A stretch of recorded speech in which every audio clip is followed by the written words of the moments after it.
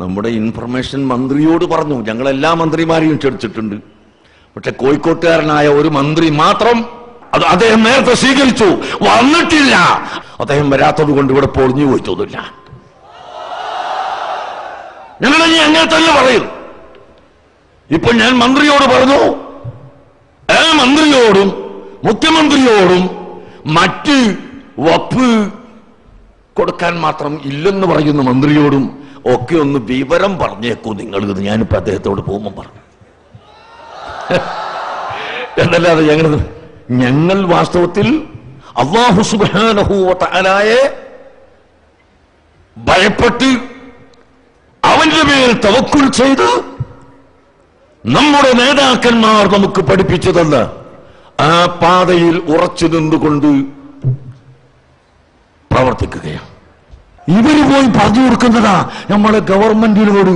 അതിവിടെ കാന്തവര് എ.പി. അബൂബക്കർ മുസ്ലിയാരും ഉള്ളാളം തങ്ങളും കുറച്ച് ആളുകളെല്ലാം കൂടിയിട്ട് പറഞ്ഞവര് വി.പി. മൊയ്തീൻകുട്ടി മുസ്ലിയാരും അങ്ങനെ കുറച്ച് ആളുകളുണ്ട്. അതൊന്നും നമ്മൾ പരിഗണിക്കണ്ട എന്ന് പറഞ്ഞാൽ ആ പറയുന്ന ഗവൺമെന്റിനോട് ഇനി ഞാൻ പറയേണ്ടതില്ല. ഞങ്ങളുടെ എല്ലാവരുടെയും നേതാവായ ബഹുമാനപ്പെട്ട താജുൽ ഉലമാ സയ്യിദ് അബ്ദുറഹ്മാൻ ബുഖാരി തവല്ലല്ലാഹു അൻഹു മഹാനവറുകൾ പറഞ്ഞിട്ടുണ്ട്.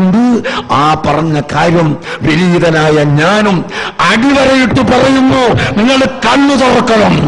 നിങ്ങൾ ഞങ്ങളെ കാണുന്നില്ലെങ്കിൽ, നിങ്ങൾ ഞങ്ങളെ ഈ കാണുന്നില്ലെങ്കിൽ ഇവിടെ ഭൂരിപക്ഷമില്ല, ജനവിധുടയില്ല എന്നാണ് നിങ്ങൾ കാണുന്നതെങ്കിൽ ഭൂരിപക്ഷം ഞങ്ങൾക്കുണ്ട് എന്ന് ഞങ്ങൾ തെളിയിക്കാനുള്ള അവസരം ഒന്നല്ല രണ്ടല്ല പലതും അടുത്തടുത്ത് വരുന്നുണ്ട്. നിങ്ങൾ കാത്തിരിക്കണം എന്ന് മാത്രമാണ് ഞങ്ങൾക്ക് പറയാനുള്ളത്. ഞങ്ങൾക്ക് ആരോടും വെറുപ്പില്ല. സുന്നത്ത് ജമാഅത്തിനെതിരെ പറയുന്നവരോട്, കളവ് പറയുന്നവരോട്, നാശമുണ്ടാക്കുന്നവരോട്, ഫിത്ന പറയുന്നവരോട് ഞങ്ങൾക്ക് വെറുപ്പുണ്ട്. ഞങ്ങളതിനെ എപ്പോഴും എതിർക്കും. പക്ഷേ നിങ്ങൾ കളവ് പറഞ്ഞ് ഫിത്ന പറഞ്ഞ് ജനങ്ങളിടയിൽ അവഹേളിച്ച് പരിഹസിച്ച് ഇതുകൊണ്ട് ഞങ്ങളെ പ്രസ്ഥാനം നിന്നുപോകുമെന്ന് വ്യാമോഹിക്കുന്നുവെങ്കിൽ നിങ്ങൾ വീട്ടുകളെ സ്വർഗത്തിലാണ് എന്ന് മാത്രമേ ഞങ്ങൾക്ക് പറയാൻ. ബഹുമാനപ്പെട്ട